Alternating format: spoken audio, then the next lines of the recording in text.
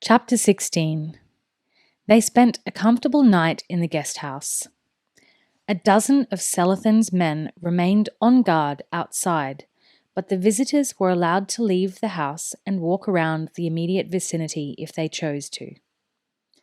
They were served with food and drink, fruit juices and water in the latter case. The food was delicious, cold fowl of some kind, served with salad greens and a distinctive sharp lemon dressing and fresh flat bread.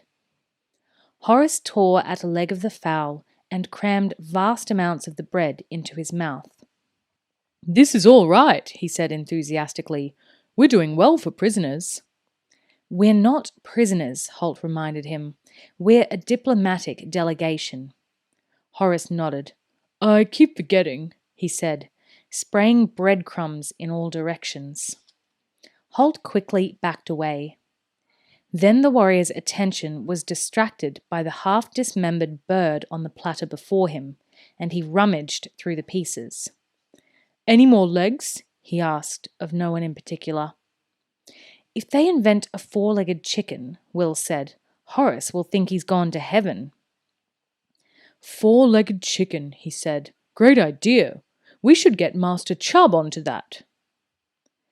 He found another leg and wasted no time ripping large shreds from it with his teeth. Gillen watched him with some curiosity. "I don't recall him eating this much when we were in Celtica," he said. Horace grinned. "We didn't have this much to eat in Celtica," he said. "Besides, I felt a little overawed and nervous in the company of you mysterious rangers." "They don't make you nervous anymore?"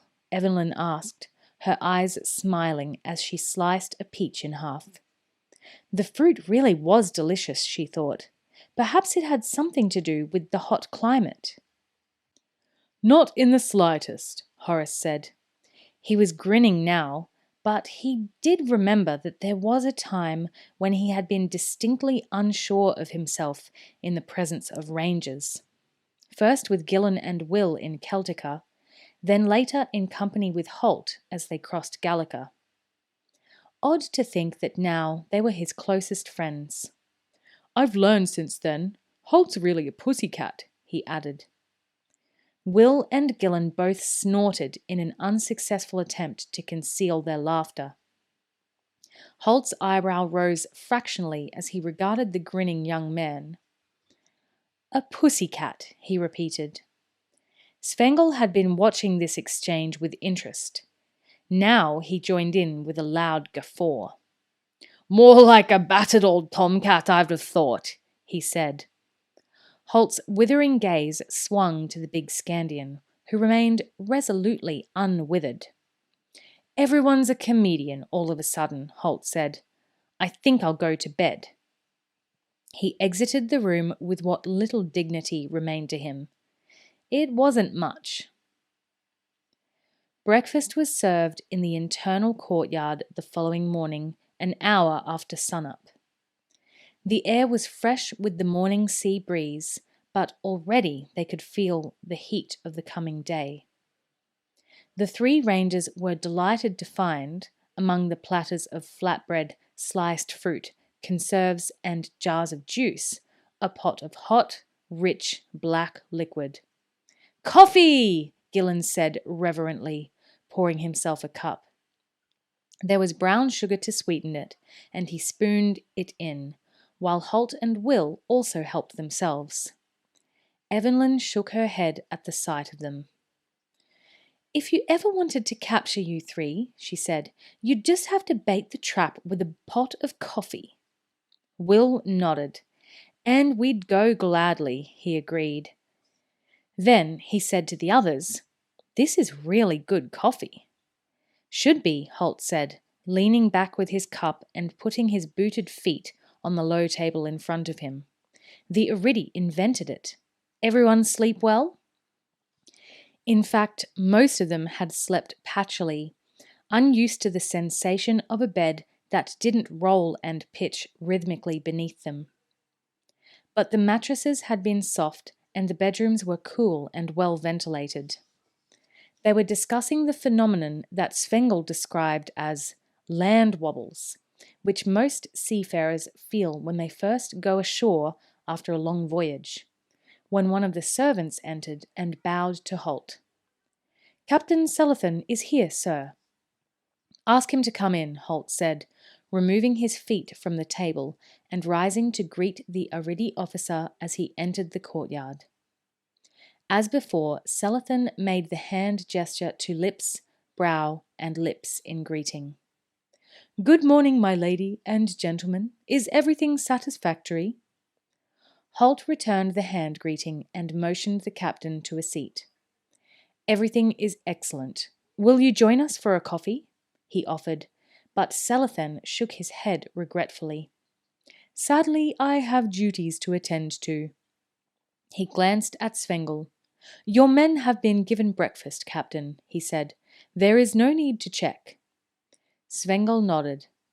The previous evening, he had made a point of visiting the ship to make sure his men were being looked after. They had their own supplies on board, of course, but he felt they should be fed by the Aridi, as they were part of an official delegation. "Thank you," he said gruffly. Selathan turned back to Holt and Evelyn now. "His Excellence the Wakir will be delighted to receive you at the 10th hour," he said.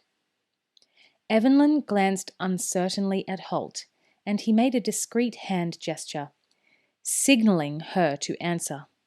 "That is suitable to us," she said. Selathan smiled and drew himself to attention. "I will escort you," he said. "I will be back 15 minutes before the 10th hour.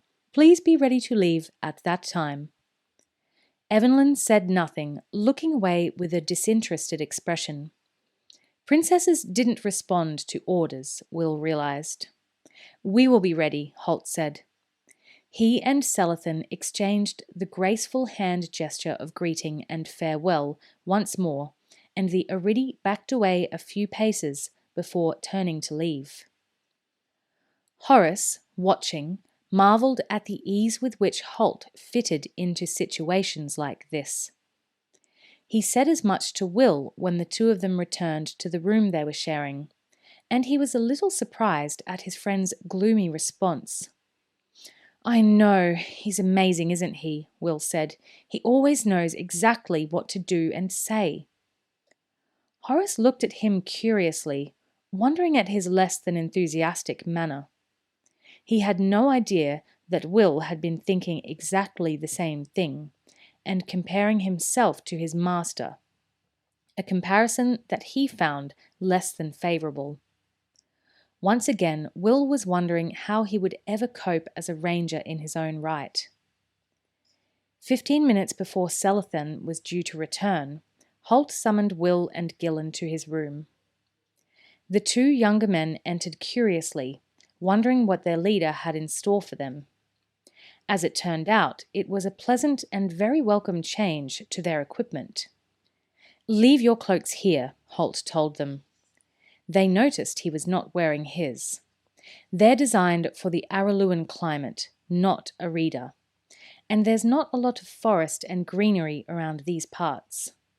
He was right, Will thought.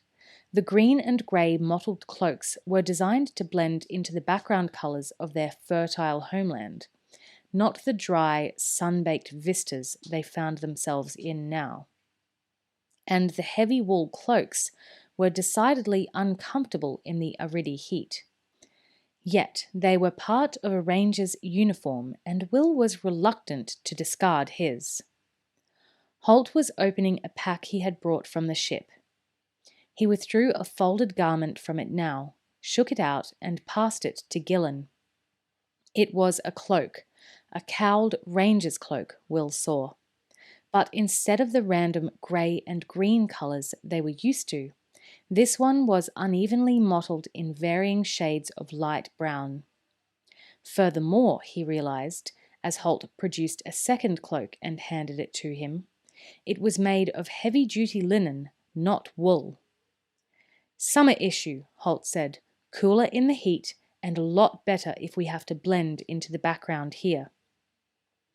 Gillen had already swung his cloak around his shoulders. He looked at it, impressed. It was definitely more comfortable than the winter weight cloak he had laid across the back of a chair. Will donned his, examining the colouring at closer quarters. He liked the familiar feel of the cloak, the confidence that came with the ability to blend into the countryside and seem to disappear. That ability had become very much part of his life in recent years. "Where did you get these from?" he asked. Holt regarded him quizzically. "We have visited these parts before, you know," he said. Crowley had the Castle Araluen quartermasters make some up the moment he heard we were coming here. He waited while Gillen and Will moved the cloaks experimentally, eyeing each other and studying the unusual colours, seeing how they would blend into the landscape of rock and desert that surrounded Al-Shabar. "All right, ladies," he said. "If you're finished the fashion show, let's go meet the Wakir."